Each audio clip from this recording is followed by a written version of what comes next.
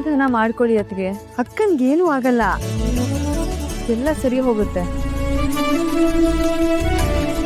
ನನ್ ಕೈಯಾರ ಕೊಟ್ಟ ಹಾಲು ತಾಯಿ ಮಗುನ ಪ್ರಾಣ ತೆಗಿತಾ ಇದೆ ಅಂದಾಗ ನನ್ ಪ್ರಾಣನೇ ಹೋದಂಗಾಯ್ತು ಸರಸ್ವತಿ. ನನ್ ತವರಿನ ಕುಡಿನ ನಾನೇ ಚಿವಿಟ್ಬಿಟ್ಟೆ ಅನ್ನೋ ಪಾಪ ಪ್ರಜ್ಞೆಯಿಂದ ಸತ್ತೋಗ್ಬೇಕು ಅನ್ನಿಸ್ತು.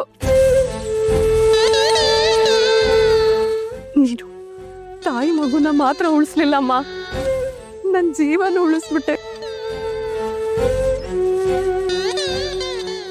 ಇಷ್ಟು ಸಣ್ಣ ವಯಸ್ಸಿಗೆ ಈ ವೈದ್ಯನೆಲ್ಲ ಎಲ್ಲಿಂದ ಕಲ್ತೆ ನನ್ ತಾಯಿ?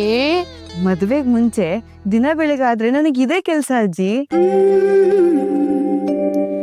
ಯಾರ್ ಕಷ್ಟದಲ್ಲಿದ್ದಾರೆ, ಯಾರು ಹಸ್ಕೊಂಡಿದ್ದಾರೆ, ಯಾರು ಅನಾರೋಗ್ಯದಿಂದ ಬಳಲ್ತಾ ಇದ್ದಾರೆ ಅವ್ರನ್ನ ಹುಡುಕಿ ಜೊತೆಗೆ ಪಂಡಿತರನ್ನ ಕರ್ಕೊಂಡು ಹೋಗ್ತಾ ಇದ್ದೆ. ನನ್ನ ಕಾಳಜಿನ ನೋಡಿ ಪಂಡಿತರು ನನಗೂ ಕೆಲವು ಔಷಧಿಗಳನ್ನ ಹೇಳ್ಕೊಡ್ತಿದ್ರು. ಪಂಡಿತರು ಸಿಗದೆ ಹೋದಾಗ ನಾನೇ ರೋಗಿಗಳಿಗೆ ಉಪಚಾರ ಮಾಡ್ತಾ ಇದ್ದೆ. ಅದೀಗ ನಮ್ಮನೆಯವ್ರಿಗೆ ಸಹಾಯಕ್ಕೆ ಬಂತು ನೋಡಿ. ನಿನ್ನಿಂದ ನನ್ನ ಹೆಂಡತಿ ದೊಡ್ಡ ಕಳಂಕರಿಂದ ಪಾರಲು ಸರಸ್ವತಿ.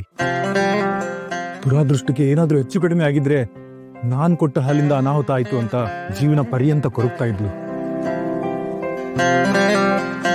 ದೇವರು ಒಳ್ಳೆಯವ್ರಿಗೆ ಕಷ್ಟ ಕೊಡ್ತಾನೆ, ಆದ್ರೆ ಕೈ ಬಿಡೋದಿಲ್ಲ ಭಾವ. ಯಾವ ರೂಪದಲ್ಲಾದ್ರೂ ಬಂದು ಕಾಪಾಡ್ತಾನೆ. ಹಾಗೆ ದುಷ್ಟರಿಗೆ ಬದಲಾಗಕ್ಕೆ ಅವಕಾಶ ಕೊಡ್ತಾನೆ. ಬದಲಾಗಿಲ್ಲ ಅಂದ್ರೆ ಪಾತಾಳಕ್ ತಳ್ಳಿಬಿಡ್ತಾನೆ. ಸದ್ಯ ನನಗಂಟೋ ಕಳಂಕನ ಒಂದೇ ಕ್ಷಣದಲ್ಲಿ ನಿವಾರಿಸ್ಬಿಟ್ಟೆ ಸರಸ್ವತಿ. ನಿನ್ನ ಈ ಋಣನ ಈ ಜನ್ಮ ಇರೋವರೆಗೂ ನಾನ್ ಮರೆಯಲ್ಲ. ಅಷ್ಟು ದೊಡ್ಡ ಮಾತಲ್ಲ ಯಾಕತ್ತಿಗೆ, ನನ್ನದೊಂದು ಸಣ್ಣ ಪ್ರಯತ್ನ ಅಷ್ಟೇ. ಫಲ ಕೊಟ್ಟನು ಆ ಶ್ರೀಹರಿ. ಅವನಿಗೆ ನಾವೆಲ್ಲ ಕೃತಜ್ಞತೆ ಹೇಳಬೇಕು.